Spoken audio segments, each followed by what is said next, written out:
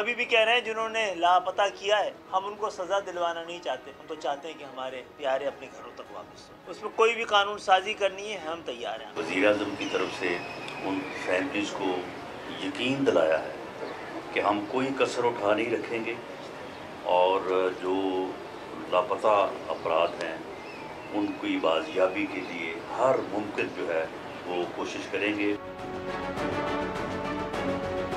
इमरान खान ने 2 जलसा आम के अंदर आसन इकबाल डाकू है के नारे लगवाए और तकरीर में बार बार इस चीज़ को दोहराया। मैं इमरान न्याजी को कहना चाहता हूं कि आओ आके देख लो तुम्हारे झूठे इल्ज़ामों की क्या हकीकत है।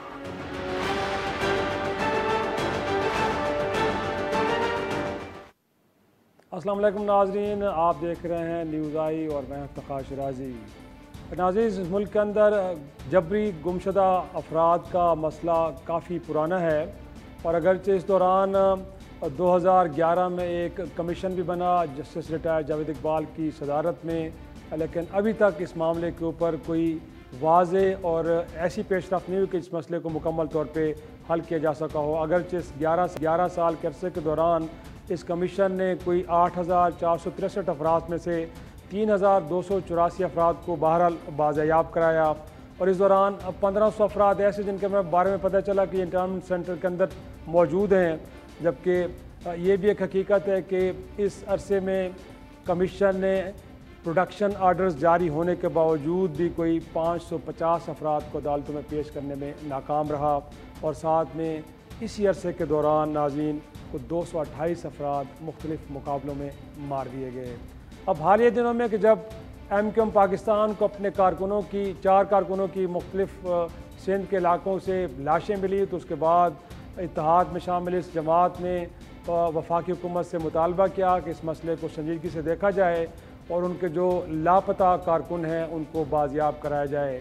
और कल वफाकी वज़ीर दाखिला राना सनाउल्लाह साहब ने सिंध और बिलखसूस MQM पाकिस्तान के मरकज़ का दौरा किया और वहाँ पे उन्होंने इस बात की यकीन दहानी कराई कि इस मसले को हल करने की हर मुमकिन कोशिश की जाएगी और इस दौरान MQM पाकिस्तान की क़यादत ने उन्हें 100 के करीब अपने लापता कारकुनों की फ़हरिस्त भी उनके हवाले की और यहाँ पर मीडिया से गुफ्तगू भी की और बाद में राना सनाउल्लाह साहब ने एक ट्वीट भी की जिसमें उन्होंने ये भी कहा कि ये किसी भी रियासत के लिए बड़ी ही एक शर्म की बात है कि लोगों को कानून के दायरे के नीचे लाने के बजाय पहले तो उन्हें लापता कर दिया जाए और उसके बाद उनकी लाशें मिलें। साथ में उनका ये भी कहना था कि ये सबको मालूम है कि इस मामले में हुकूमतों की रिट कहाँ तक है, ताहम उन्होंने कहा कि वो तसादम के बग़ैर अफ़वाम व तफ़हीम से इस मसले को हल करना चाहते हैं।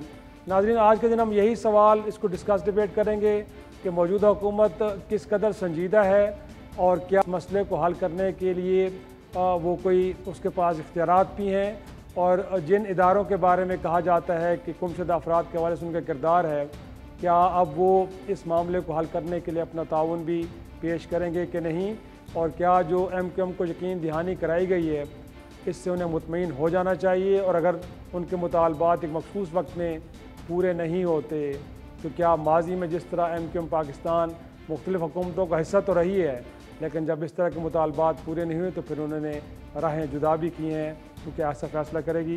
हमारे साथ मौजूद है ऑनरेबल पैनल फिरदौस, हमें ज्वाइन किया रेहान हाशमी साहब ने, आपका ताल्लुक़ MQM पाकिस्तान से है। उनके साथ मौजूद हैं तैमूर तालपुर साहब, आपका ताल्लुक़ पाकिस्तान पीपल्स पार्टी से है और फिरदौस शमीम नकवी साहब ने भी हमें ज्वाइन किया है, उनका ताल्लुक़ तहरीक इंसाफ से है। रेहान साहब, मैं सबसे पहले आप ही की तरफ आऊँगा। कल वफाकी वज़ीर दाखिला आए हैं, बड़ी यकीन दहानियाँ हुई हैं और उनका ये भी कहना था कि प्राइम मिनिस्टर भी इस मामले पे बड़े संजीदा हैं, वो भी चाह रहे हैं कि इस मसले को हल किया जाए। पिछले दिनों वो हाई कोर्ट में पेश भी हुए, इस्लामाबाद हाई कोर्ट में। क्या लगता है कि इस बार जो कोशिश होने जा रही है प्रोडक्टिव साबित होगी? बिस्मिल्लाहिर्रहमानिर्रहीम। देखें, MQM का ये पुराना इशू है और जो PTI के दोस्तों के साथ इल्हाक हुआ था उसकी टर्म्स एंड कंडीशन में ये उन नुकात में से एक नुक्ता था कि MQM से वाबस्ता जो कारकुनान थे जो लापता हो गए थे मुख्तलिफ औकात में, उनकी बाजियाबी के हवाले से बात की जाए। मगर अनफॉर्चुनेटली वो 4 साल में वो बाजियाबी मुमकिन नहीं हो सकी। एमक्यूएम का यही मुतालबा नई फॉर्म होने वाली गवर्नमेंट के साथ भी है, और जो रिसेंटली राना साहब का विज़िट और उनकी यकीन दहानी, यकीनी तौर पर गवर्नमेंट की जिम्मेदारी बनती है। और साथ में राना साहब ने जिस तरीके से कहा कि बहुत सारी चीज़ें जिसको डायलॉग के ज़रिए हल होना चाहिए, तो एमक्यूएम भी हमेशा डायलॉग पे ही यकीन रखती रही है।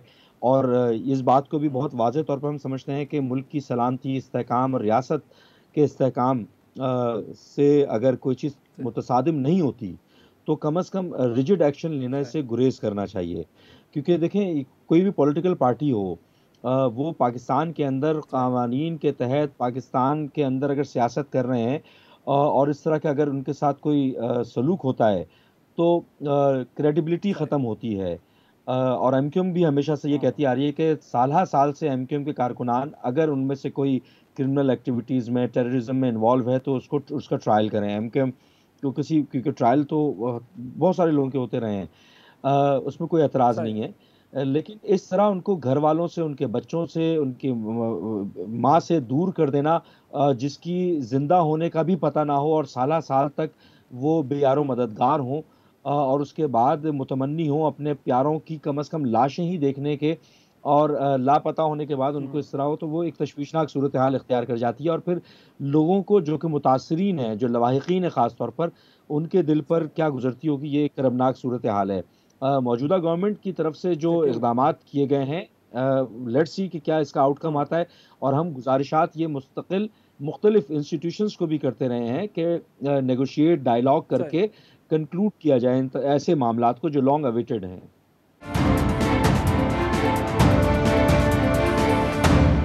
तैमूर साहब, मैं आपकी तरफ आऊँगा।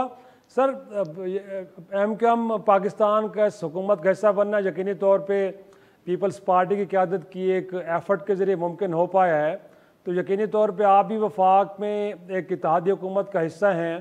तो क्या लगता है कि इस बार को एक अच्छी एफ़र्ट होने जा रही है, और हम उम्मीद करें कि वो जो राना साहब भी एक मजबूरी का इजहार कर रहे थे कि शायद जो सिविलियन हुकूमतों की रेट है वो इस मामले में बड़ी महदूद है, तो आपने कोई एक्स्ट्रा माइल जाने का इरादा है ताकि इस मसले को हल किया जाए, क्योंकि ये यहाँ पे नहीं, बलूचिस्तान के अंदर भी इसी तरह के इशूज़ हैं। बिस्मिल्लाहिर्रहमानिर्रहीम, बहुत बहुत शुक्रिया जी।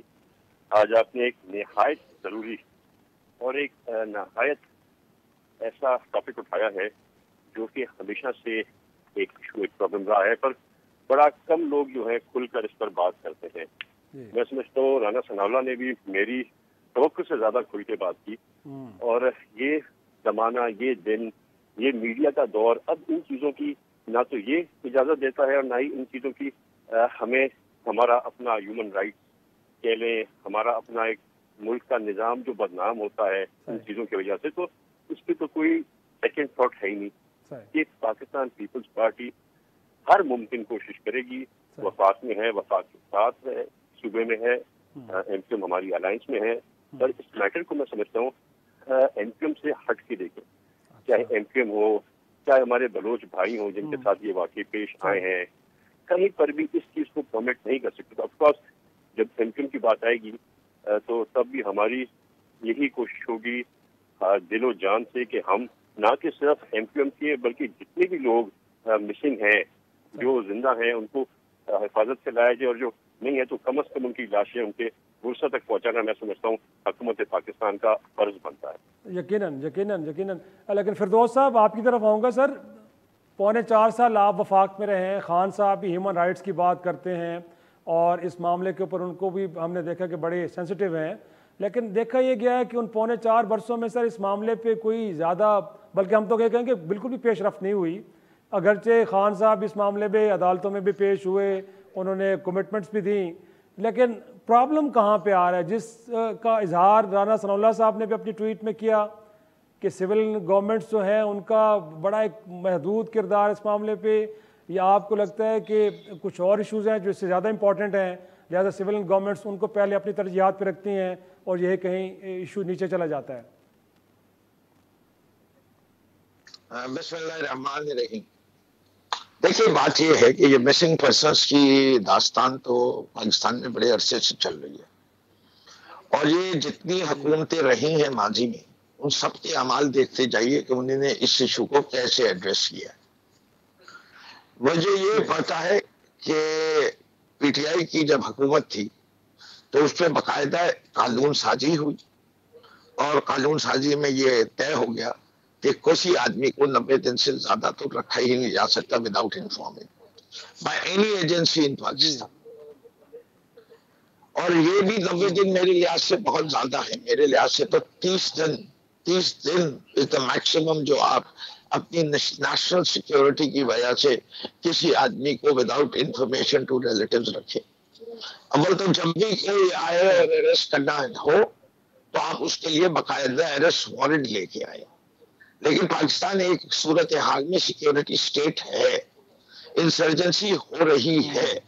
ये हमें पता है कि हमारे बलूचिस्तान के अंदर जो ममालिक जिसमें हिंदुस्तान, इसराइल और CIA तीनों बहुत एक्टिव है, और उस तरीके खाट बहुत एक्टिव थी स्वात के इलाके में।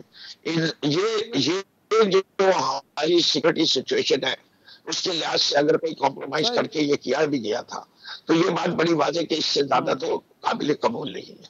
ये जिसका जिक्र MQM कर रही है, MQM हो या ना हो, ये इंसानियत सोच इकदामात है, ये किसी के साथ नहीं होने चाहिए।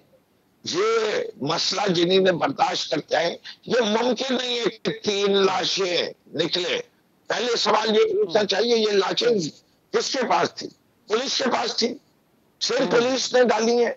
किसने डाली है ये लाशें? ये तो कोई नहीं पूछा। इसकी इन्वेस्टिगेशन करना क्या सिर्फ पुलिस का काम नहीं है, FIA का काम नहीं है, एजेंसीज का काम नहीं है कि वो डिटरमिन करे कि ये लाशें यहाँ पहुंची कैसे? सही या इतने बेबस है? नहीं, ये सही, इसमें कोई शक नहीं है कि बड़ा अहम सवाल है कि लाशें और कोई उसका कोई सवाल नहीं निकाल सके। सही सही, और जो यही मैं नुक्ता में लेके आता हूँ। ये मजाक कर रहे, ये सिर्फ अपनी हुकूमत कायम करने के लिए वापस आए और कुछ इनको खतरा है रिएक्शन में कहीं छोड़ ना दे। लेकिन नकवी साहब, ये लाशें मिलकर सिलसिला तो PTI के दौर में भी जारी रहा है। ऐसा हरगिज़ नहीं है कि आप मिल रही हैं, इससे पहले नहीं मिल रही थी। तो पौने 4 साल तो आप इक़्तिदार में रहे हैं, तो आपने इस बात को इन्वेस्टिगेट किया कि अगर कोई लाशें मिल भी रही हैं तो कहाँ से आ रही हैं, किन के पास लोग थे? जी, हमने तो जो करना किया था वो किया था। उसके अंदर हमारे लिहाज से जो तादाद थी, जो मिसिंग पर्सन्स की रह गई थी पॉलिटिकल के अंदर और जो सेक्टेरियन इश्यूज में रही थी, उसका जब नंबर सारी इन जमातों से सिवाय BLA बलोचिस्तान लिबरेशन वाले जो हैं उनसे नंबर जो थे वो मैच नहीं कर रहे थे। जो पाकिस्तान की रिकॉग्नाइज तंजीमें थी जो क्लेम कर रही थी कि हमारे लोग हैं, वो नंबर 56 पे आ गया था। 56 से ज्यादा कोई नहीं क्लेम कर रहा था कि हमारे पर्सन मिसिंग है। बिल्कुल। रिहान साहब, अब रिहान साहब मैं चाहूँगा कि आपकी तरफ ये पॉइंट लेके आऊँ। एक तो कल जो खालिद मकबूल साहब ने बात की है, वो तो ये कह रहे थे कि जिनके पास ये लोग हैं हम उनके खिलाफ किसी किस्म की कोई कार्रवाई नहीं चाह रहे। बट नकवी साहब को आपने सुना, वो कह रहे हैं कि जी उनको भी आइडेंटिफाई होना चाहिए कि किन के पास ये लोग थे। बट मोर इम्पॉर्टेंटली सर, आपने कमीशन के सरबराह के हवाले से, क्योंकि जस्टिस जावेद इकबाल जिनके बारे में कहा, पहले वो चेयरमैन नैब भी साथ में थे, कमीशन के सरबराह भी हैं, उनकी परफॉर्मेंस के ऊपर बड़े सवाल उठ रहे हैं। उनको हटाने के हवाले से आपने कोई नहीं बात की कि क्या कमीशन के सरबराह जो इस वक्त बड़ा इनका कलीदी रोल है, अगर ये मिसिंग पर्सन वापस आते या नहीं आते, उसके हवाले से आपने कोई गुफ्तगू नहीं की? तो आपको लगता है कि वो ठीक काम कर रहे हैं? देखिए, मैं ये अर्ज़ करूं कि MQM समेत तमाम पॉलिटिकल पार्टीज़ के रिमार्क्स इस इशू के हवाले से आपने सुने और कमोबेश एक जैसे ही रिमार्क्स हैं उसमें। इसका मतलब ये हुआ कि फैसला साजी किसी और ने करनी है। अच्छा, अब क्योंकि मुल्क का नाम भी बदनाम होने का मामला है, यहाँ पर मुल्क की क्रेडिबिलिटी का भी इशू है, ह्यूमैनिटेरियन इश्यूज को भी इमर्ज होने की वजह से बहुत सारी चीज़ें पॉलिटिकल पार्टीज़ के ऊपर बड़ी जिम्मेदारी होती है कि कुछ इश्यूज़ को बैनुल-अक़वामी सतह पर हाईलाइट होने ना दें और मुल्क के अंदर, और ये जिम्मेदारी तमाम इंस्टीट्यूशंस की भी होती है कि आपके पास कॉन्स्टिट्यूशन में अगर ह्यूमन राइट इशू मेंशन हुआ है, और जैसा कि नकवी साहब ने कहा कि वो जो दौरानिया था इंसर्जेंसी, देखें इसको भी डिफरेंशिएट करने की जरूरत है। एक है कि असलहा बरदार लोग जो कि नॉन स्टेट एंटिटी के तौर पर रियासत से मुतसादिम हो रहे हैं। दूसरी एंटिटी ये हो सकती है कि अगर किसी को बेरा रवि का शिकार कर दिया गया। तीसरी ये हो सकती है कि अगर कोई पॉलिटिकल अपोनेंट है उसको विक्टिमाइज किया गया। तो इनको कैटेगराइज करना बहुत जरूरी है। पॉलिटिकल वर्कर्स को इंसर्जेंसी में शामिल करना मेरा ख्याल है गैर मुनासिब होगा। और नकवी साहब ने जो कानून साजी की बात की, बिल्कुल कानून बहुत सारे मौजूद हैं, इसके अलावा भी मौजूद हैं, लेकिन उन कवानीन पर, कॉन्स्टिट्यूशन पर अगर अमल दरामद नहीं हो रहा तो वो कौन से ऐसे इंस्टीट्यूशन है जो कि कानून पे अमल ना होने वालों के खिलाफ एक्शन लेंगे? वो यकीनी तौर पे इन्फोर्समेंट्स हैं। अब इनके ऊपर जिम्मेदारी दुगनी हो जाती है कि चीज़ों को स्टेबलाइज करने के लिए इवॉल्व करने की ज़रूरत है। देखिए, पाकिस्तान इर्तकाई मनाजिल तय कर रहा है और कई दिहाइयों से हम बहुत सारी चीज़ें देखते आ रहे हैं मिन हैसुल कौम। तो हमें इवॉल्व करना है, चीज़ों से आगे बढ़ना है। इसमें भी कोई शक नहीं कि हमारे दुश्मन चारों तरफ फैले हुए हैं, इंटरनली भी हमें कमज़ोर करने की कोशिश करते हैं। इन तमाम चीज़ों को कंसिडर करते हुए एवोल्यूशन की तरफ जाना है। हमें अपने ना सिर्फ शऊरी इर्तका की तरफ जाना है बल्कि कॉन्स्टिट्यूशन की इम्प्लीमेंटेशन की तरफ भी जाना है। तो जहां तक इसकी बात है तो मेरा ख्याल है कोई भी पॉलिटिकल पार्टी इस पोजीशन में नहीं है। चले आज कम से कम बातचीत तो हो रही है, आप बार्गेनिंग पोजीशन में ही नहीं है। यकीन इसमें कोई शक नहीं, इसमें कोई शक नहीं। जी एक मुझे छोटे से ब्रेक के लिए कहा जाए, ब्रेक से वापस आते हैं, गुफ्तगू के सिलसिले आते हैं, एक छोटी सी ब्रेक।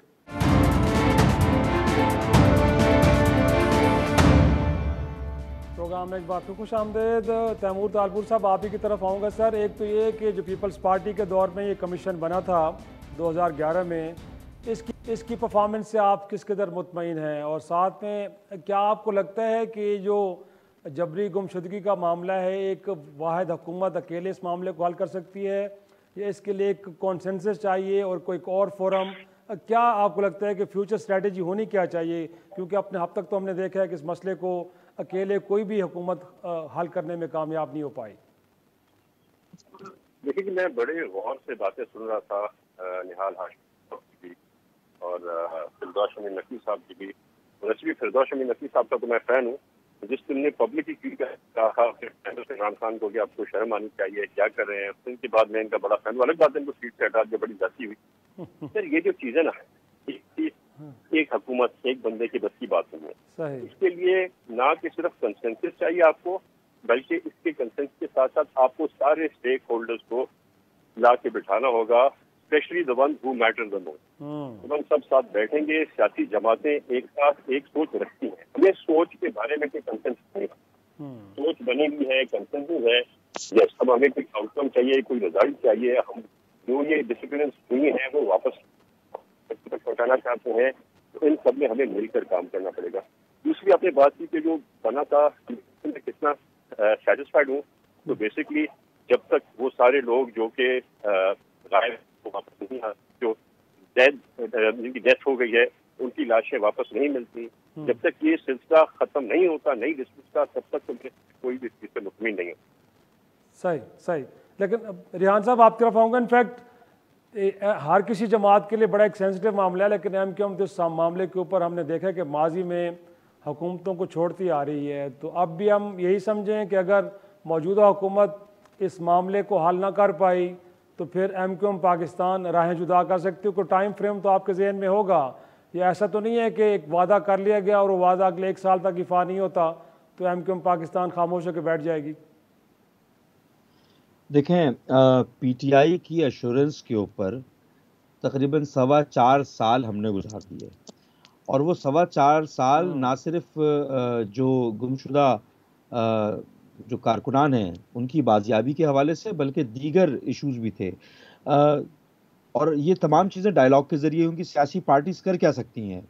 आप डायलॉग कर सकते हैं, आप अदलिया के दरवाजे खटखटा सकते हैं, या सड़क पर आकर एहतजाज कर सकते हैं। ये 3 चीज़ें ही हो सकती हैं ना, चौथा ऑप्शन तो आपके पास होता नहीं है कोई और नॉन स्टेट एंटिटी क्या करते हैं? तो वो इंसर्जेंसी करते हैं। ये MQM और दीगर तमाम पॉलिटिकल पार्टीज जिनका ये ग्रीवियंस है, जिनके जो ये क्लेम करती हैं कि उनके लोग टेररिज्म में अगर इन्वॉल्व कोई है तो उसका ट्रायल होना चाहिए, अदरवाइज बेगुनाह लोगों को रिलीज किया जाए, यही बात कहते हैं ना।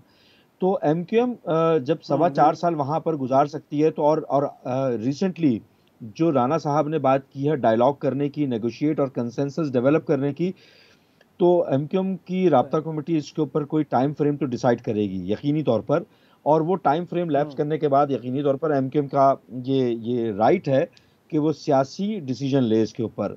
और लगता तो ऐसा है कि तमाम पॉलिटिकल पार्टीज को इस पर कंसेंसस डेवलप करना बहुत ज़रूरी है कि पॉलिटिकल वर्कर्स के साथ जो कि किसी इलीगल एक्टिविटीज़ में, क्रिमिनल एक्टिविटीज़ में, टेररिज्म में इन्वॉल्व ना हो, तो उनके साथ तरीक़ाकार को तब्दील होना बहुत ज़रूरी है। इसमें दूसरी राय कोई नहीं कि मुल्क की सलामती के खिलाफ काम करने वालों के खिलाफ भी रिजिड एक्शन होना चाहिए, लेकिन इन तमाम चीज़ों को डिफरेंशिएट करना बहुत ज़रूरी है।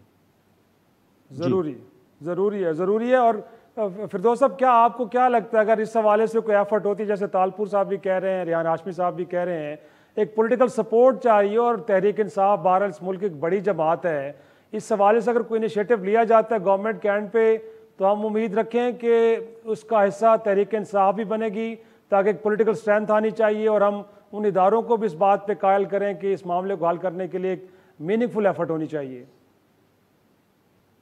मैं तो बड़ी सीधी बात जानता हूं कि अगर पाकिस्तान को तरक्की करना है तो rule of law is a must और nobody is above the law. ये वाली बात कि हम नेगोशिएट करेंगे, क्यों करेंगे किसी से नेगोशिएट?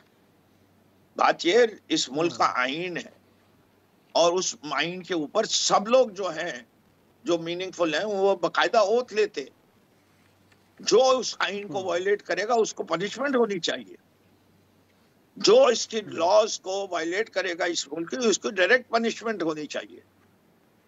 लेकिन इसके साथ साथ ये भी मानना पड़ेगा कि देखिए अभी शहबाज गिल के साथ जो कुछ हुआ, 3rd डिग्री ट्रीटमेंट हुआ, क्यों खामोश बैठी थी MK?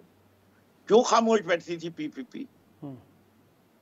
कम से कम PPP में एक आध आदमी में हिम्मत हुई मुस्तफा खोखर में, उसने बोला कि अगर ये हुआ है तो गलत हुआ है, बाकी पूरी पार्टी खामोश रही, तमाशाई बनी रही। और ये भी अपनी जगह है कि हम क्यों खामोश बैठे रहे? अगर कोई जाके भारत के अंदर ट्रेनिंग हासिल करे, हम क्यों खामोश रहे? उन लोगों के जो बोरीबंद लाशें लेके आए, हम क्यों खामोश रहे? जो बल्दिया की आग लगाए और उनके कारकुनान जो है उनको हम क्यों इनोसेंट माने? वो लोगों ने क्या अपने रैंक्स में से सफाई की है ऐसे लोगों की? क्या अल्ताफ हुसैन को आप टेररिस्ट मानते हैं? क्या अल्ताफ हुसैन को गद्दार मानते हैं? क्या आप ये मानते हैं कि इस शहर को तबाह करने वाला, कराची को तबाह करने वाला अल्ताफ हुसैन था? आपने मजम्मत तो की, उसके एक्शंस की माफी तो मांगी, आप लोग सब उस जमात के हिस्सा थे। लेकिन क्या आप उन लोगों के बच्चों के पास गए, उन माओं के पास गए जिनके बच्चे मारे गए, जो बोरीबंद लाशों में आए, जिनसे जो इस शहर को नुकसान पहुंचा, इस मुल्क को नुकसान पहुंचा? उसका जिम्मेदार जो लोग थे, अगर आप कुछ सही मानों में वक्त खत्म हो रहा है। इनफैक्ट फिरदौस साहब, प्रॉब्लम ये है कि हर किसी को मौका मिलता है, लेकिन कोई भी इस तरह के इल्जामात के मामले को ना तो अदालतों में लेके जाता है और ना इनको फिर लॉजिकल एंड तक पहुंचाया जाता है, क्योंकि वक्त खत्म हो रहा है। तमाम तीनों मेहमानों का शुक्रिया। नाज़रीन, एक छोटा सा ब्रेक लेंगे और बाद हम गुफ्तगू करेंगे Narowal sport city complex case में एहसन इकबाल साहब को तो इस्लामाबाद हाई कोर्ट ने बाइज्जत बरी कर दिया, इस केस को खारिज कर दिया है, लेकिन साथ साथ नैब के किरदार के हवाले से अदालत आलिया ने बड़े संगीन सवालात उठाए हैं। एक छोटी सी ब्रेक के बाद इस मामले को डिस्कस करते हैं।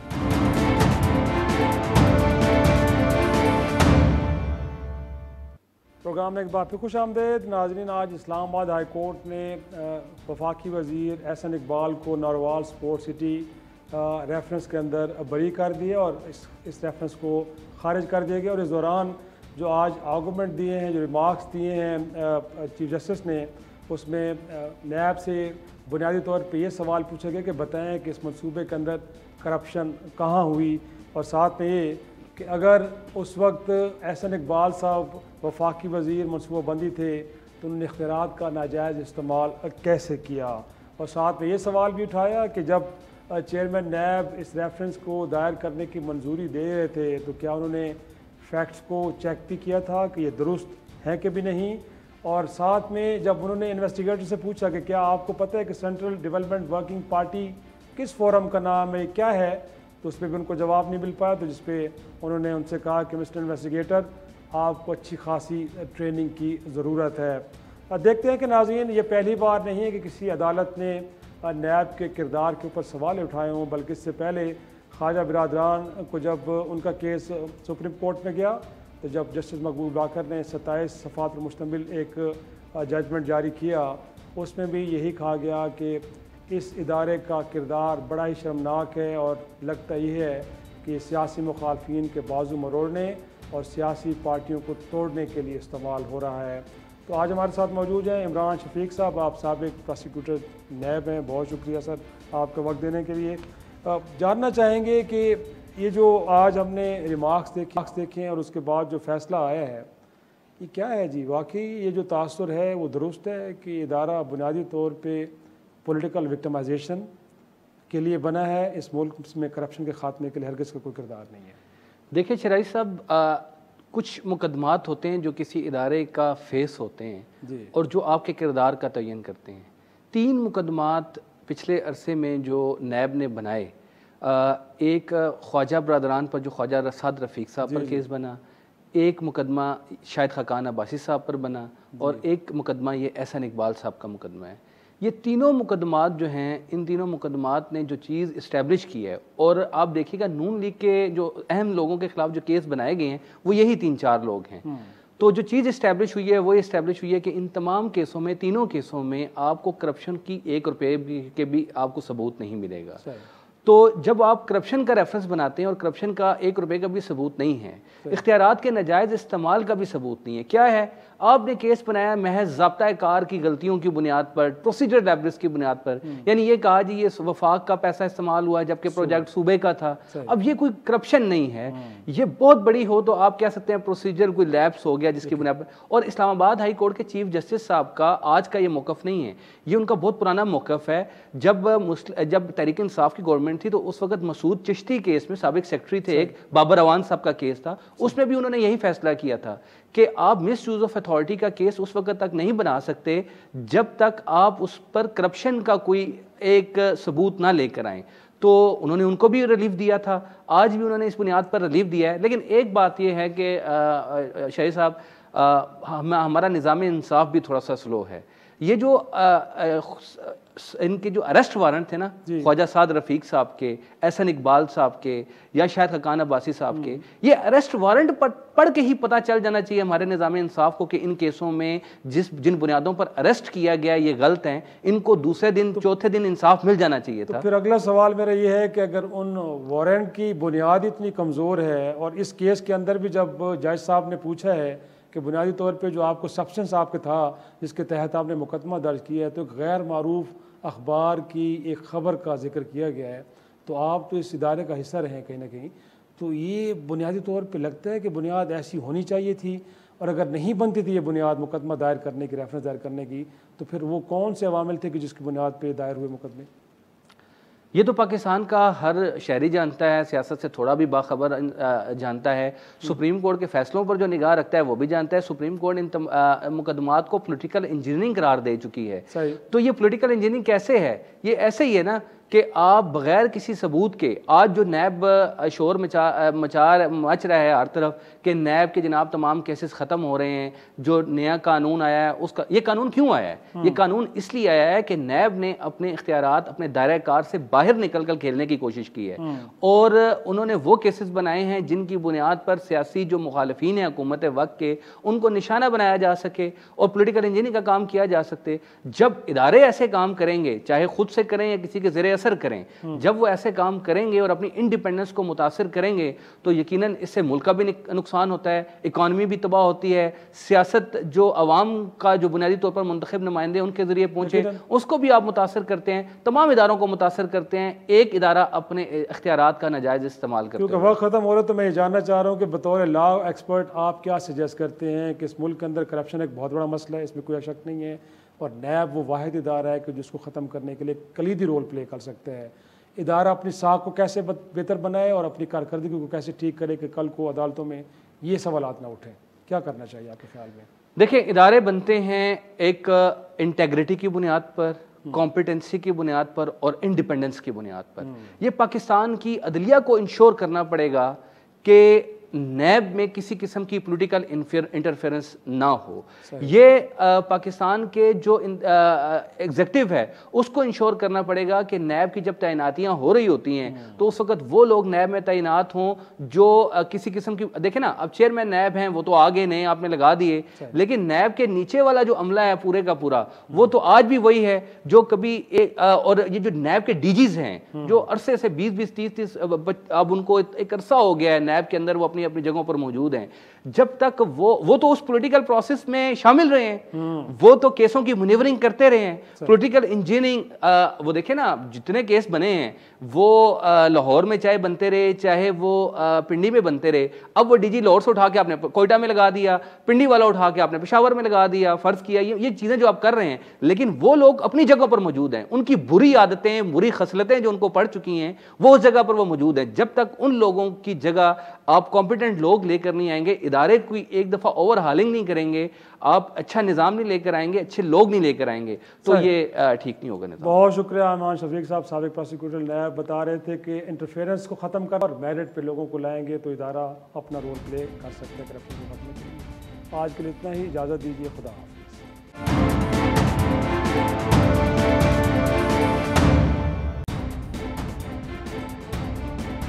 हर पीर से जुमा अपने फेवरेट शो न्यूज़ आई को YouTube पर देखने के लिए डॉन न्यूज़ के ऑफिशियल YouTube चैनल पर आइए, उसको सब्सक्राइब कीजिए और बेल आइकन को प्रेस कीजिए।